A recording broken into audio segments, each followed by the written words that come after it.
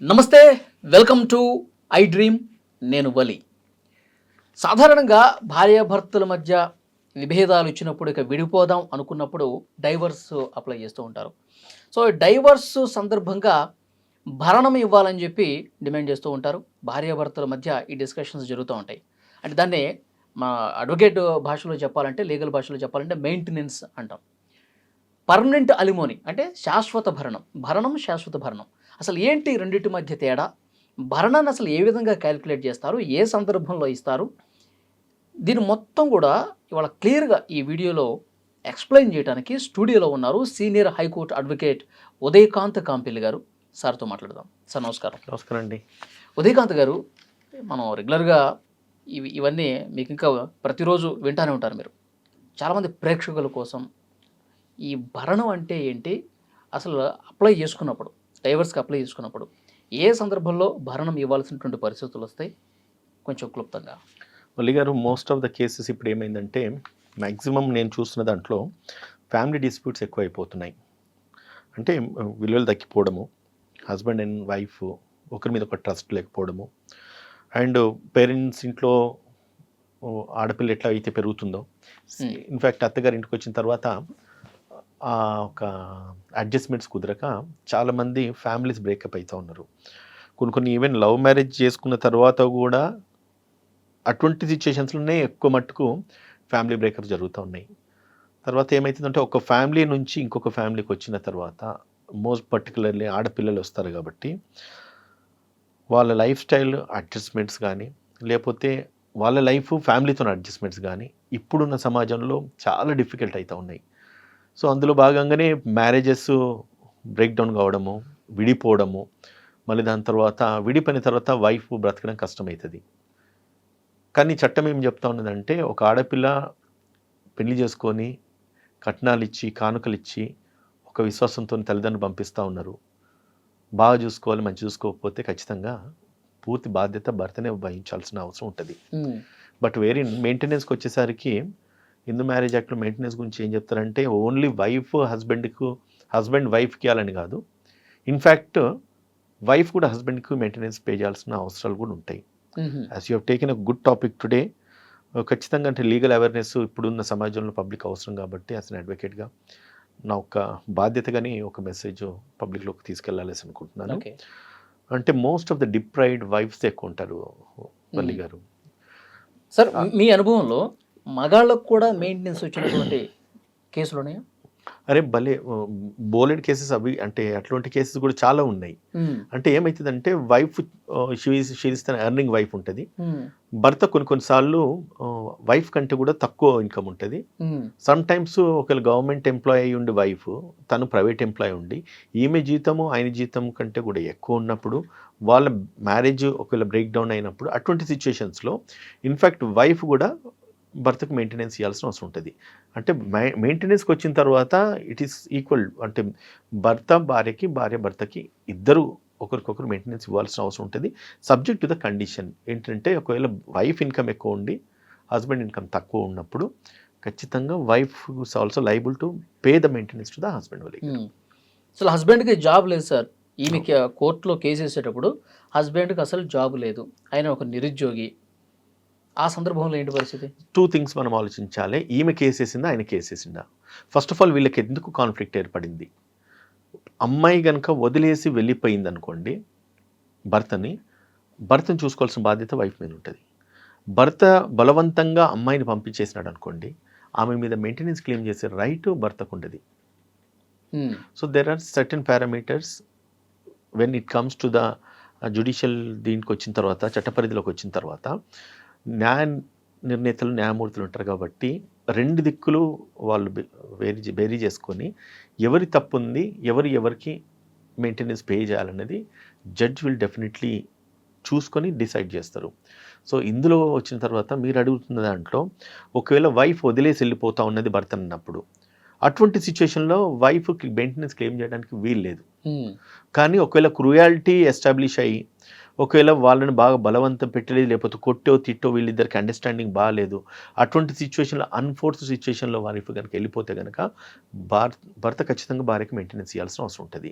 భార్య తనకు తానే వదిలేసి తనకు మంచి ఇన్కమ్ ఉండేసి తను ఇంకా పట్టించుకుంటలేదు, లేకపోతే భర్త ఇష్టం లేదని తను వెళ్ళిపోతే భర్తను మెయింటెనెన్స్ అడగడానికి ఉండదు. సేమ్ టైం ఒకవేళ భర్త కూడా ఆ వైఫ్ నుంచి మెయింటెనెన్స్ క్లెయిమ్ చేసే ఛాన్సెస్ ఉంటాయండి. ఓకే సార్, మెయింటెనెన్స్ అంటే ఏ సందర్భంలో సార్, ఎట్లా క్యాలిక్యులేట్ చేస్తారు అది?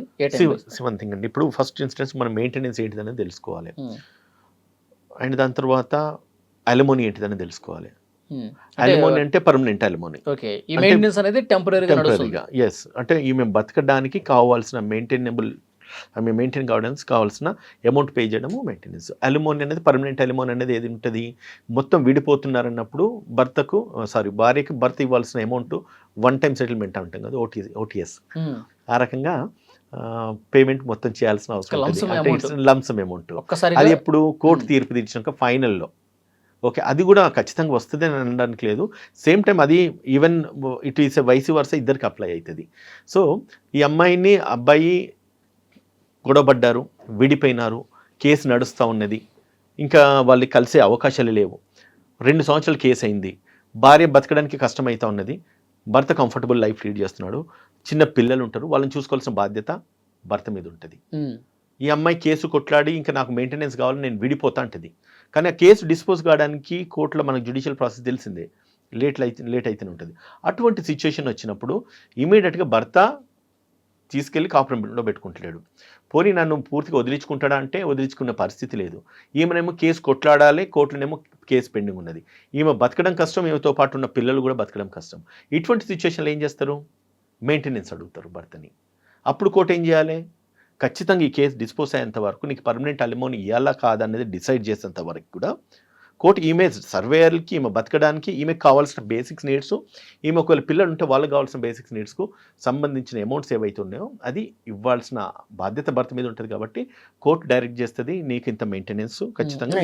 ఇంత మెయింటెనెన్స్ అని చెప్పి ఎట్లా క్యాలిక్యులేట్ చేస్తారు? ఇంత మెయింటెనెన్స్ అంటే చూడండి సార్, ఇప్పుడు మనము కొన్ని ఫ్యామిలీస్ చూస్తాం, వాళ్ళ యొక్క రాయల్ అండ్ లగ్జరీస్ లైఫ్ ఉంటుంది. భర్త బాగా సంపాదిస్తున్నాడు, తనకు నెలకు 1,00,000 జీతం ఉంది, ఈ అమ్మాయిని తీసుకెళ్ళి ఆమెకు అదే కంఫర్టబుల్ లైఫ్ ఇచ్చిండు. ఆమె పూర్ గర్ల్ అయినప్పుడు కూడా ఆమె తీసుకెళ్ళి ఒక 2 సంవత్సరాలు 3 సంవత్సరాలు పెట్టుకున్నాడు, ఆమెకు ఒక కారు కొనిచ్చినాడు, పిల్లలకు కావాల్సిన లగ్జరీ లైఫ్ ఇచ్చినాడు, ఆమెను మంచి బంగ్లాలో పెట్టుకున్నాడు. దాని తర్వాత ఈయన ఇన్కమ్ కూడా సఫిషియెంట్ ఇన్కమ్ ఉన్నది.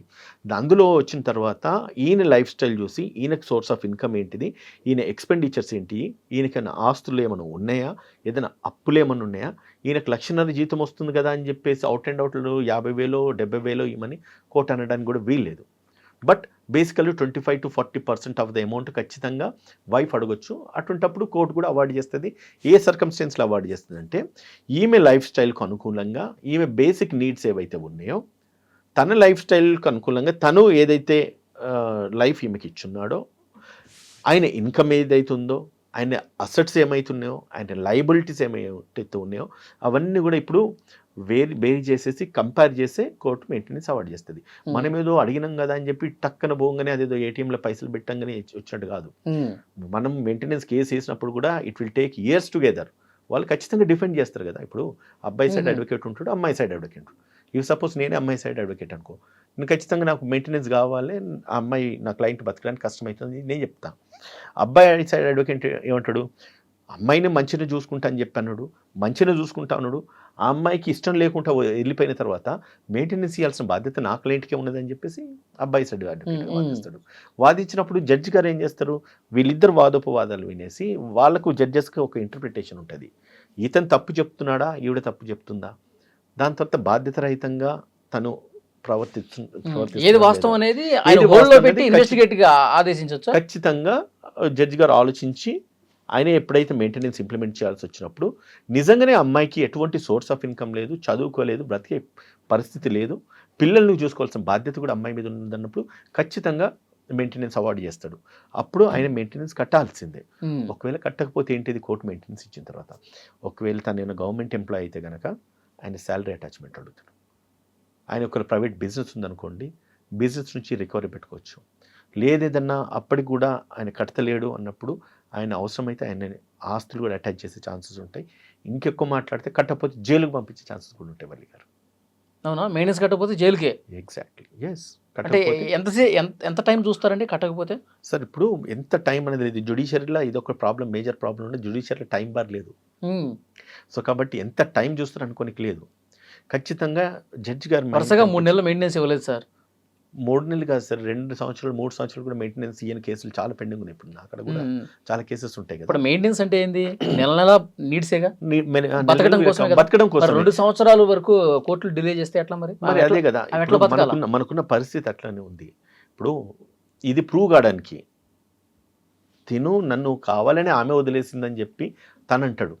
అది ప్రూవ్ కావడానికి నిజంగా కాదని చెప్పి కోర్టు విచారించుకొని ఆయన మీద వేయాలి. ఎందుకంటే నిజాన్ని నిర్ధారించడానికి it will take lot of time. ఆ టైం ప్రాసెస్లో ఇద్దరికి బోత్ సైడ్స్ ఎవరికి కూడా అన్యాయం జరగదు అనేది కోర్టు యొక్క అబ్జర్వేషన్స్లో ఉంటుంది. ఆ ప్రాసెస్లో ఉన్నపనంగా మెయింటెనెన్స్ అవార్డు చేయడము నిజంగా అది రీజనబుల్లా కాదన్నది జడ్జి గారు, court has to apply his mind or her mind and has to pass the orders. దానికి అనంగానే ఇవ్వడానికి ఇదివరకు చెప్పినట్టుగా ఇట్స్ నాట్ అన్ ఏటీఎం. ఖచ్చితంగా వీళ్ళు డిఫెన్స్ తీసుకుంటారు. ఒకటండి, ఇప్పుడు వచ్చింది, ఇంట్లో ఉంది, కాపురం చేసింది, అన్నీ బాగానే ఉన్నాయి. తను ఏదో లగ్జరీస్ కోరుకున్నది, నాకు బెంజ్ కారు కావాలి, లేదంటే కనుక నాకు పెద్ద బంగ్లా కావాలి, లేదంటే నాకు దినం రాత్రి నాకు ఇంత ఖర్చు పెట్టాలని చెప్పి వైఫ్ డిమాండ్ చేసింది. హస్బెండ్ ఫుల్ఫిల్ చేయలేని పరిస్థితిలో ఉన్నాడు. గత్యంతరం లేక రోజు గొడవ ఏంటిరా బాబు, నాకు నువ్వు వద్దు తల్లి అని చెప్పి వదిలించుకోవాలని చెప్పేసి ఆ మూడ్లో తనున్నప్పుడు, లేదంటే కనుక వీడికి నన్ను మెయింటైన్ చేయలేకపోతున్నాడు, వీడికి చేత కాదు, నా లగ్జరీస్ అన్ని ఫుల్ఫిల్ చేస్తలేడని ఈమె వెళ్ళిపోతే, లగ్జరీస్ ఫుల్ఫిల్ చేయడానికి అని చెప్పి హస్బెండ్కి సఫిషియెంట్ రిసోర్సెస్ లేనప్పుడు, తను కట్టుమంటే కోర్టుకెళ్ళి కట్టమన్నా కూడా తన దగ్గర లేనప్పుడు కట్టడానికి వీల్లేదు. In that circumstances basic maintenance ఏదైతే ఆమెకు తినడానికి కానీ, బట్టలకు కానీ, తన ఇంటి కిరాయిలకు కానీ, పిల్లల్ని చదివించే స్కూల్ ఫీజెస్ కానీ, ఇఫ్ సపోజ్ తనకి ఏదైనా మెడికల్ ఇల్ హెల్త్ ఏదైనా ఉన్నా కూడా ఆమెకు సంబంధించిన మెడిసిన్స్ కానీ, సో ఈ బేసిక్ నీడ్స్ ఏవైతే ఉన్నాయో క్యాల్కులేట్ చేసి అడ్వకేట్ అంటే women side, wife side advocate కోర్టును ఆశ్రయించేసి అడిగినప్పుడు ఖచ్చితంగా అది అవార్డ్ చేసే పరిధి అయితే కోర్టుకు ఉంటుంది. కాబట్టి అటువంటి సిచ్యువేషన్లో డెఫినెట్గా ఈ బేసిక్ నీడ్ అయితే ఖచ్చితంగా ఆ కేసు డిస్పోజ్ అయ్యేంత వరకు, ఏది పర్మనెంట్గా వీళ్ళు విడిపోతున్నారు, పర్మనెంట్ అలిమోనీ ఇవ్వాల్సిన బాధ్యత మీద ఉన్నప్పుడు, నేను పూర్తిగా విడిపోవాలనుకుంటున్నాను, నాకు డైవర్స్ ఇవ్వండి అని చెప్పేసి కోర్టును ఆశ్రయించినప్పుడు, ఈ డైవర్స్ కేసు డిస్పోజ్ కానంతసేపు, కోర్టు ట్రయల్స్ నడుస్తున్నంతసేపు ఆ అమ్మాయి బ్రతకడానికి కావాల్సిన సోర్సెస్ మెయింటెనెన్స్ చూడాల్సిన బాధ్యత భర్త మీద ఉంటుంది. కాబట్టి అది క్లోజ్ అయ్యి, లేదంటే కనుక పర్మనెంట్ అలిమోనీ ఇచ్చేంతసేపు మాత్రం ఈ మెయింటెనెన్స్ మాత్రం ఖచ్చితంగా కోర్టు అవార్డు చేస్తుంది.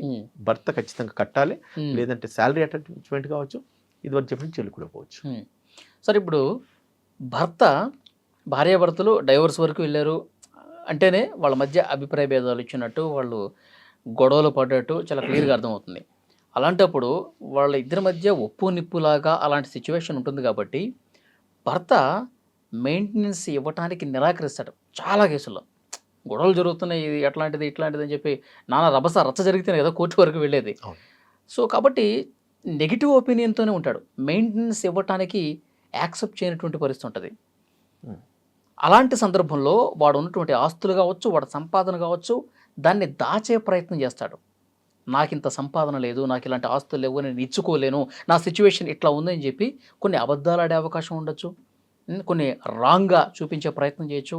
అలాంటి సిచ్యువేషన్లో ఏం జరగబోతుంది? అలాంటి సిచ్యువేషన్లో ఏం జరగబోతుంది అనే దానికంటే అలాంటి సిచ్యువేషన్స్లే అన్నీ జరుగుతాయి. అర్థమవుతుందా సార్? ఒక్కటి ఏంటంటే గవర్నమెంట్ ఎంప్లాయీకి మాత్రం తప్ప ప్రైవేట్ ఎంప్లాయీస్ కానీ, బిజినెస్ పీపుల్స్ కానీ వీటిని తప్పించుకునే సోర్సెస్ చాలా ఉంటాయి. ఎందుకంటే ప్రభుత్వ ఉద్యోగి ఫర్ సపోజ్ ఒక ఎంఆర్ ఉన్నాడో, ఒక ఆర్డీఓ ఉన్నాడో, లేకపోతే ఏదన్నా ఒక గవర్నమెంట్ డాక్టర్ ఉన్నాడో, లేదంటే కనుక ఏదైనా గవర్నమెంట్ ఎంప్లాయీస్ ఎవరైనా కానీ వాళ్ళ శాలరీస్ ఫిక్స్ ఉంటాయి. వాళ్ళ శాలరీస్ పే స్లిప్ ద్వారా తెలుస్తుంది. వాళ్ళ శాలరీ అటాచ్మెంట్ ఇమీడియట్గా వాళ్ళ సుపీరియర్ ఆఫీసర్కు ఒక ఆర్డర్ పాస్ చేస్తే ఖచ్చితంగా ఆయన శాలరీ కట్ అయితే అది వచ్చేస్తుంది. ఇది one case. The other case ఉంటుంది మీరు అన్నట్లుగా, తను డబ్బు చాలా ఉంటుంది, ఇన్కమ్ చాలా ఉంటుంది, బిజినెస్ బాగా నడుస్తుంది, ఇన్కమ్ ట్యాక్స్ రిటర్న్స్ కడుతూ ఉంటాడు, బ్యాంక్ స్టేట్మెంట్లో బోలెడు ట్రాన్సాక్షన్స్ జరుగుతాయి, క్రెడిట్ కార్డ్స్ ఉంటాయి, ఇంటి కిరాయి మంచిగా ఉంటుంది, మంచి లగ్జరీ హౌస్లో ఉంటాడు, మంచి కారు వాడుతున్నాడు, అన్నీ బాగానే ఉన్నాయి. అన్ని మంచుకున్న తర్వాత అన్ని బరాబర్ ఉన్న తర్వాత భార్య కోర్టుకు వచ్చిన తర్వాత నువ్వు మినిమం బేసిక్ మెయింటెనెన్స్ కట్టట్లేదంటే భార్య అప్పుడు కావాలంటే ప్రూవ్ చేయొచ్చు, ఎవిడెన్స్ ప్రూవ్ చేయడానికి తన బ్యాంక్ స్టేట్మెంట్స్ అడగొచ్చు, కోర్టు నుంచి తెప్పించుకోవచ్చు. తన ఇన్కమ్ ట్యాక్స్ రిటర్న్స్ ఏం ఫైల్ చేస్తున్నారు అది కోర్టు నుంచి తెప్పించుకోవచ్చు. తను ఏం కార్లు వాడుతున్నారు, ఆయన మీ పేర్ల మీద ఏమైనా కార్లు ఉన్నాయా అది ఆర్టీ ఆఫీస్ నుంచి కానీ లేకపోతే కన్సర్న్ రిజిస్ట్రేషన్ అథారిటీస్ నుంచి తెప్పించుకోవచ్చు. లేదు ఆయన సొంత ఇల్లు ఉందా, ఇన్కమ్ సర్టిఫికేట్ కానీ ఆయన మీద ఏ ప్రాపర్టీస్ ఉన్నాయి, తన ఇన్కమ్ ట్యాక్స్ ఎంత కడుతున్నాడు, ఇవన్నీ కూడా ఒక ప్రైవేట్ ఎంప్లాయీ నుంచి కావచ్చు, ఒక ప్రైవేట్ బిజినెస్ పర్సన్ నుంచి కావచ్చు. ఆయన ఇన్ఫర్మేషన్ ఖచ్చితంగా కోర్టు అడిగే రైట్ కోర్టుకు ఉంటుంది. అండ్ హానెస్ట్గా సిన్సియర్గా సబ్మిట్ చేయాల్సిన బాధ్యత కూడా ఈ వ్యక్తి మీద ఉంటుంది. ఒకవేళ ఆయన సబ్మిట్ చేయకపోతే వైఫ్కి ఏదైనా నాలెడ్జ్ ఉండి, ఎందుకంటే ఇన్ని రోజులు కాపురం చేసింది ఆయనతో ఉంటుంది కాబట్టి ఆయనకు అర్థమవుతుంది, ఆమెకు తెలుస్తుంది నా భర్తకి ఇంత ఇన్కమ్ ఉండే, ఇప్పుడు తప్పించుకోవడానికి అని చెప్పేసి ఆయన అన్ని సప్రెస్ చేస్తున్నాడు. సో కాబట్టి ఆయన ఇన్కమ్, ఆయన శాలరీ, ఆయన లేదంటే బిజినెస్ సోర్స్లో ఉన్న ఇన్కమ్ కానీ బ్యాంక్ స్టేట్మెంట్లు రిఫ్లెక్ట్ అవుతున్నాయి కానీ తన బ్యాంక్ బ్యాలెన్స్ ఎంత ఉంది కానీ ఇన్కమ్ ట్యాక్స్ రిటర్న్స్ ఎంత కడుతున్నాడు కానీ తన ఇంటికి ఎంత ఈఎంఐలు కడుతున్నాడు, లేకపోతే కార్లకి ఎంత ఈఎంఐ కడుతున్నాడు, తన లగ్జరీకి ఎంత వాడుతున్నాడు, ఈమె కనుక ప్రూవ్ చేయగలిగితే తన నెలకు 10 లక్షలు ఖర్చు పెడుతున్నాడు, నాకు 50,000 మెయింటెనెన్స్ ఇవ్వడానికి ఇష్టపడట్లేదు అని అనుకున్నప్పుడు ఖచ్చితంగా ఇవన్నీ ఎవిడెన్స్ ప్రూవ్ అయితే కోర్టు ఖచ్చితంగా 2 లక్షలు కాదు 3 లక్షలు కూడా కోర్టు ఈమె మెయింటెనెన్స్ అవార్డ్ చేసే ఛాన్సెస్ ఉంటాయండి. ఓకే, ఇక్కడ నాకు ఇంకో డౌట్ ఉంది సార్. ఇప్పుడు వీళ్ళిద్దరికీ కలిగినటువంటి సంతానం, ఫర్ ఎగ్జాంపుల్ ఒక పాప ఉందనుకుందాం. ఇప్పుడు ఈమె భరణం అడిగేటప్పుడు, మెయింటెనెన్స్ అడిగేటప్పుడు నాకు అంటే నేను బతకటానికి, అలాగే నా పాప కోసం, నా పాప చదువుల కోసం, నా పాప బాగోగుల కోసం, ఇద్దరికీ కదా. మరి ఇద్దరికీ అన్నప్పుడు ఆ ఎదుటి వ్యక్తి ఎవరైతే భర్త ఉన్నాడో ఆ పాప నేనే చూసుకుంటా, ఆ పాప నీ దగ్గర ఎందుకు ఉండాలి, నా దగ్గర ఎందుకు ఉండకూడదు, ఆ పాప జీవితం, ఆ పాప నా పాప కాబట్టి నా దగ్గర ఉంటుంది, నేనే చూసుకుంటాను అన్నప్పుడు దానికి భార్య యాక్సెప్ట్ చేయనప్పుడు ఏం జరుగుతుంది? ఇందులో మీకు ఒక విషయం చెప్తా, నా పాప అనడానికి భార్యకి రైట్ లేదు, నా పాప అనడానికి భర్తకి రైట్ లేదు. అది తప్పుడు సందేశాన్ని ఇస్తూ ఉంది. మన పాప అనాలి, మన బిడ్డను చూసుకోవాల్సిన బాధ్యత ఇద్దరు భార్య భర్తలకు ఉంటుంది. అండ్ ఆమె బాగోగులు చూసుకోవాల్సిన బాధ్యత ఇద్దరు భార్య భర్తలకు ఉంటుంది. ఇన్ టర్మ్స్ ఆఫ్ మనీ అంటారా, in terms of emotional need అంటారా, ఇన్ టర్మ్స్ ఆఫ్ తన లవ్ అండ్ అఫెక్షను పిల్లలకి ఎటువైపు బాగా ఇంక్లైన్ అవుతుంది, ఎవరైతే ఆ పిల్లల్ని బాగా చూసుకోగలుగుతారు. డబ్బున్నంత మాత్రాన తండ్రే బాగా చూసుకుంటాడు అనుకుంటే ఆడపిల్లలు, వయసుకు వచ్చిన పిల్లలు ఉంటారు, లేకపోతే చిన్న పిల్లలు ఉంటారు, వాళ్ళకి మదర్ నీడే బాగుంటుంది. అండ్ మదర్ చూసుకున్నంత కంఫర్టబుల్గా ఫాదర్ చూసుకోడు, అంతే కదా. ఫాదర్ వర్కింగ్ మెన్ అవుతాడు, ఉద్యోగానికి పోవాలి లేకపోతే బిజినెస్ పోవాలి, చిన్న పిల్లలు 2 సంవత్సరాల పిల్లలు ఉంటారు. అప్పుడు ఆ కేర్ అండ్ కన్సర్న్ ఎవరు, మదర్ మాత్రం ఇవ్వగలుగుతుంది. అటువంటి సిచ్యువేషన్లో చైల్డ్ కస్టడీ నాకు కావాలని తండ్రి అడగడానికి ఉండదు. అటువంటి సిచ్యువేషన్ అట్లా అడిగినా కానీ కోర్టు ఇవ్వడానికి ఛాన్సెస్ లేవు. తల్లివైపు ఉంటుందా కోర్టు? మ్యాక్సిమం 90% తల్లివైపు ఉంటుంది. కానీ కొన్ని కేసెస్లో నేను చూస్తూ ఉంటాను, పిల్లల్ని కనేసి ఇచ్చేస్తారు. ఏందిరా అంటే వాని ముఖంలో పడేసినా వాడు కన్నాడు కాబట్టి వాడు చూసుకొని వాని కర్మ కొదిలేసిన వాడు పెంచితే చూసుకుంటే వానికి తెలుస్తుంది పిల్లల పెంపకం అయిందో వాని బాధ ఏందో అని చెప్పి. బట్ అల్టిమేట్గా ఏమవుతుంది, ఇక్కడ పుట్టిన పిల్లలు సఫర్ అవుతారు. మీ ఇద్దరి మధ్యలో వచ్చిన డిఫరెన్సెస్ వల్ల, మీకు వచ్చిన మనస్పర్ధల వల్ల పిల్లల్ని మీరు సఫర్ చేస్తామని చూడండి, అది ఒక పెద్ద శాపం అవుతుంది. మళ్ళీ ఇరువైపులో శాపమే. ఒకటండి, ఇప్పుడు లైఫ్ అడ్జస్ట్ అయిపోతుంటే జీవితము, ఫ్యామిలీ రిలేషన్స్ బాగా కొనసాగుతాయి. ప్రతి దానికి చిన్న చిన్న వాటికి మనస్పర్ధాలు, భేదాలు తీసుకొస్తే వీళ్ళు డిస్టర్బ్ అవుతారు. అల్టిమేట్గా మీరు అన్నారు నా పిల్లలు అంటున్నారు చూడండి, అక్కడికి వచ్చిన తర్వాత ఇద్దరు వైఫ్ అండ్ హస్బెండ్ మన పిల్లలు అన్న కాడ వాళ్ళు పిల్లలు సఫర్ అవుతారు. సో ఇన్ దట్ సర్కమ్స్టెన్సెస్ సరే లీగల్గా ఆలోచించితే మదర్ వైపే ఎక్కువ పేరెంట్స్ అంటే పిల్లల యొక్క వీళ్ళిద్దరు గొడవ పడుతున్నారు, వీళ్ళిద్దరు విడిపోదాం అనుకుంటున్నారు, వీళ్ళిద్దరికి ఒకరికొకరు నచ్చట్లేదు కాబట్టి డైవర్స్ తీసుకున్నారు. కానీ సేమ్ ప్రేమ ఇటు 100%లో ఏ పాప మీద ఉంది తల్లికి, తండ్రికి కూడా అంతే ప్రేమ, అంతే ఎఫెక్షన్ ఉంది. నా దగ్గర ఎందుకు ఉండకూడదు అన్నప్పుడు కోర్టులు ఏం చెప్తాయి అంటారు?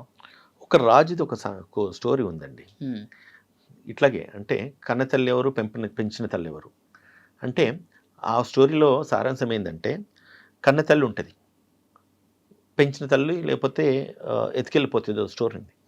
అప్పుడు ఏమవుతుందంటే రాజు డిసైడ్ చేస్తాడు ఏమని, ఈ తల్లిని, ఈ బిడ్డకు నువ్వే తల్లి అని నువ్వు అంటున్నావు, ఈ బిడ్డకు తల్లి నువ్వే అంటున్నావు, రైట్? మీరిద్దరు తల్లిదండ్రి అవునా కాదా నిర్ధారించాల్సిన బాధ్యత ఒక రాజుగా నా మీద ఉంది కాబట్టి, మీరిద్దరు కూడా క్లెయిమ్ చేస్తున్నారు కాబట్టి, మనం ఏం చేద్దామంటే 2 భాగాలు చేద్దాం పిల్లల్ని. సగభాగం నువ్వు తీసుకో, సగభాగం ఏమి తీసుకుంటుంది అంటారు. కన్న తల్లి ఏం చేస్తుంది? ఏదో నా పాప ఎక్కడున్నా బాగానే ఉంటుంది, వదిలేయండి అంటది. వదిలేదు అంటది. అప్పుడు రాజు ఏం డిసైడ్ చేస్తాడు? ఈవిడే నిజమైన తల్లి అని చెప్పి డిసైడ్ చేస్తాడు ఎవరైతే ఎదుర్కొంటారు. ఇది కూడా రాజరికం. అక్కడంటే పరాయి తల్లి కాబట్టి రాజా అది ఇచ్చాడు నేను సార్. చెప్తా. వీళ్ళిద్దరు కన్న తల్లిదండ్రులు. కన్న తల్లిదండ్రులు అయినప్పుడు కూడా ఎవరికి పిల్లల బాగోగులు ఎక్కడ ఉంటాయి అన్నది ఇద్దరి లవ్ అండ్ అఫెక్షన్లో ఓకే మనకు ఖచ్చితంగా ఒక సాఫ్ట్ కార్నర్ కానీ లేకపోతే ఒక సింపథికల్ గ్రౌండ్ ఒకటి ఉంటుంది. నిజంగానే చిన్న పిల్లలు అయి ఉన్నారు, 6 ఏళ్ళలో లేకపోతే సంవత్సరం 2 సంవత్సరాల పిల్లలకి తల్లి అవసరం ఉంటుంది. తండ్రి జబర్దస్త్గా నాకు కావాలన్నప్పుడు ఆ తండ్రి ప్రేమ గొప్పదా, ఈ తల్లి ప్రేమ గొప్పదా అంటే, ఇదివరకు నేను రాజు కథ చెప్పాను కదా, ఈ తల్లి ప్రేమనే గొప్పది కాబట్టి court will apply his judicial mind and emotional mind and morals ఏంటి, ఎథిక్స్ ఏంటిది, ఎక్కడైతే పాపం మంచుకుంటుంది, బాబు బాగుంటాడు. ఓకే, నెలకు ఒక 3-4 రోజులు నా దగ్గర ఉంటుంది పాప అంటే ఆ వెసులుబాటు కల్పిస్తుంది. చూడండి సార్, ఇప్పుడు నేను మ్యాక్సిమం కేసెస్ చూస్తా కదా, ఎంత కన్నింగ్ ఉంటారంటే ఈ పేరెంట్స్ కూడా. 3 రోజులు మీరు అంటున్నారు కానీ విజిటింగ్ రైట్స్ కూడా కోర్టు ఇస్తుంది.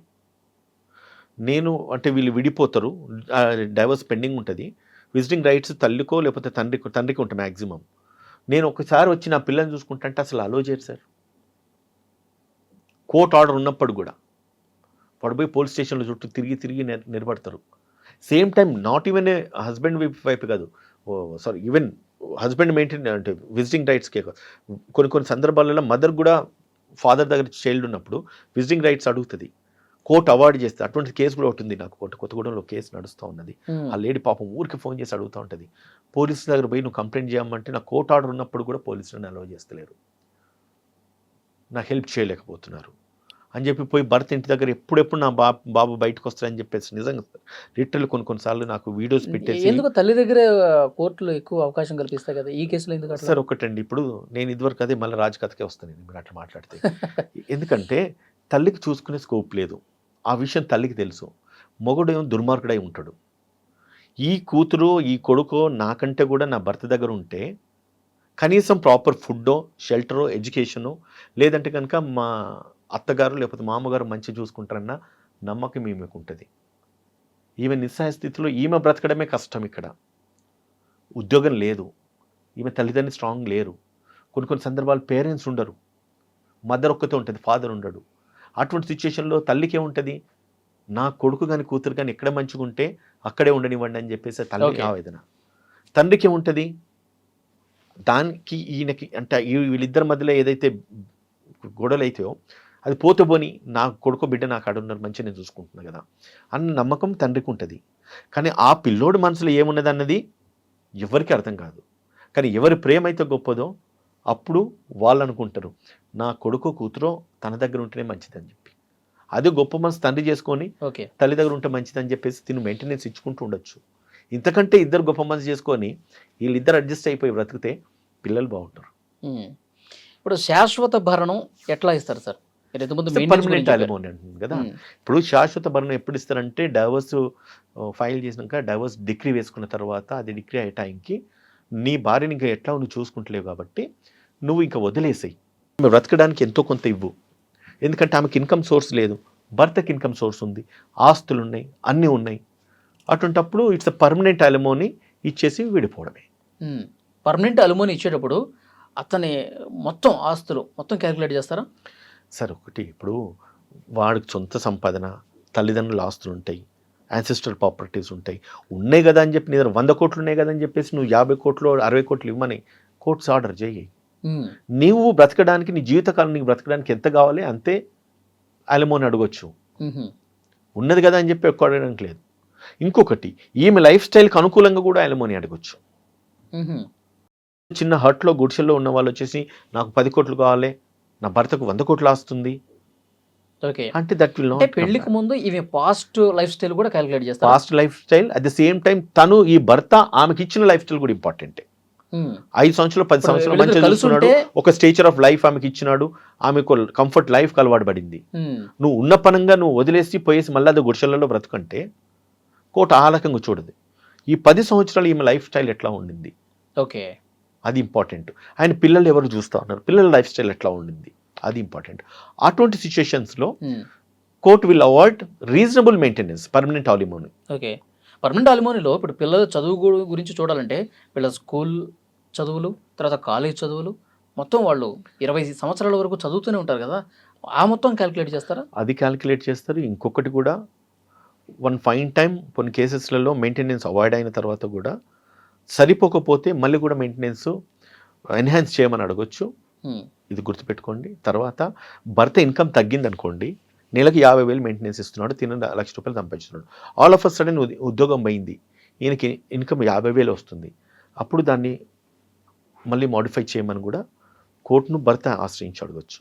ఇంకొకటి, భార్యకి ఖర్చులు పెరిగిపోయినాయి, మెయింటెనెన్స్ సరిపోవట్లేదు, పిల్లలు పెద్దగా అయినారు, వాళ్ళ చదువులకు కానీ లేకపోతే ఇంకా ఇతర అవసరాలకు కానీ కావాలనుకున్నప్పుడు భర్త భార్యను వదిలేసి విడాకులు ఇచ్చిన తర్వాత కూడా ఈమెకు ఆ డబ్బు సరిపోవట్లేదు అన్నప్పుడు ఈమె పిల్లలకు కానీ ఈమె అవసరాలకు కానీ కావలసిన డబ్బు నాకు ఇంకా కూడా నా మెయింటెనెన్స్ పెంచండి అని కూడా అడగచ్చు. ఉహుం. అంటే పర్మనెంట్ అలిమోనీ అయిపోయిన తర్వాత కూడానా? అయిపోయిన తర్వాత కూడా ఆమె తన పిల్లల మెయింటెనెన్స్ గురించి, ఆమె మెయింటెనెన్స్ గురించి కోర్టును ఆశ్రయించే అవకాశాలు కూడా ఉంటాయి.